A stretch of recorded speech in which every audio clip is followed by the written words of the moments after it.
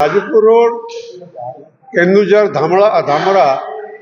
ନୂତନ ରେଳପଥ ନିର୍ମାଣ ପାଇଁ ସଂଗ୍ରାମ ପରିଷଦ ତରଫରୁ ଆଜି ଯେଉଁ ସର୍ବଦଳୀୟ ବୈଠକ ହୋଇଥିଲା, ଏଥିରେ ବର୍ତ୍ତମାନର ସ୍ଥିତି ପର୍ଯ୍ୟାଲୋଚନା କଲା ପରେ ଜଣାପଡ଼ିଲା କେନ୍ଦ୍ର ସରକାର ଆକୁ ଗ୍ରହଣ କରିବା ପରିବର୍ତ୍ତେ ନୀତି ଆୟୋଗ ପବ୍ଲିକ ପ୍ରାଇଭେଟ ପାର୍ଟନରସିପ୍ରେ କରିବା ପାଇଁ रेलवे प्रपोजाल को फेरई दे नियम अनुजाई रेलवे अप्रूवाल है परे नीति आयोग अप्रूव कले बजेट रे टंका प्रोविजन हवा कथा किंतु वर्तमान नीति आयोग ताको अप्रूव करिया परिवर्ते प्राइवेट पब्लिक पार्टनरशिप रे करिवा पई जो फेरई देइछन्ती या फल ये रेलवे प्रोजेक्ट हबार संभावना बहुत कम। कारण गोटे पटे अदानी रो भद्रक धामरा रेल लाइन अच्छी अन्यपटे केन्दुझर ढेंकानाल अनुगुल एवं सुकिंदा अंचल रेल पथरे माल बोहिबा पाई मध्य अन्य व्यवस्था अच्छी। तेणु मोर जा धारणा कौनसी कंपनी निज खर्च रे ये Jajpur road Keonjhar rail line करबा पाई इंटरेस्टेड है न पारंती, जहाँ फल या संभव हम ना। तेणु आमे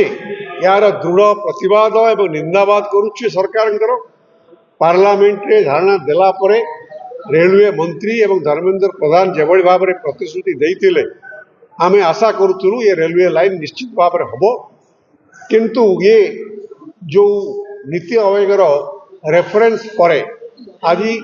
निष्पत्ति होती ये संपर्क में गोटे मेमोरांडम प्रस्तुत करा हजार हजार लोकंकर जाजपुर भद्रक एवं भितरकनिका लोक मानकर दस्खत रहिबो एवं जाजपुर जिला भितरकनिका एवं भद्रक जो अंचल सहित अच्छी से अंचल रे प्रत्येक ब्लॉक रे गोटे गोटे बैठक करा जनजागरण जनचेतना पाई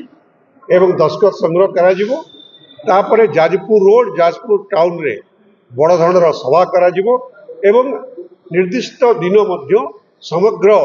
रेलवे संपर्कित अंचल जाजपुर भद्रक एवं भितरकनिका बंद डाकरा दिज्व एवं नवेम्बर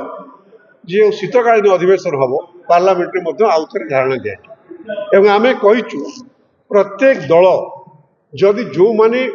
बीजेपी दल सहित संपर्क अच्छा एमपी से माने जदि तांको नेता मंत्री गवर्नर चीफ मिनिस्टर सहित आलोचना करने को चाहिए आमे मध्य तांको सहित जाई आलोचना करने को प्रस्तुत अच्छु। जदि न करेंगे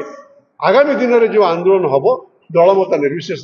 सबू दलर लोक बीजेपी जो दल हो समस्ते ये संग्राम समिति संग्राम परिषद को सहयोग करने।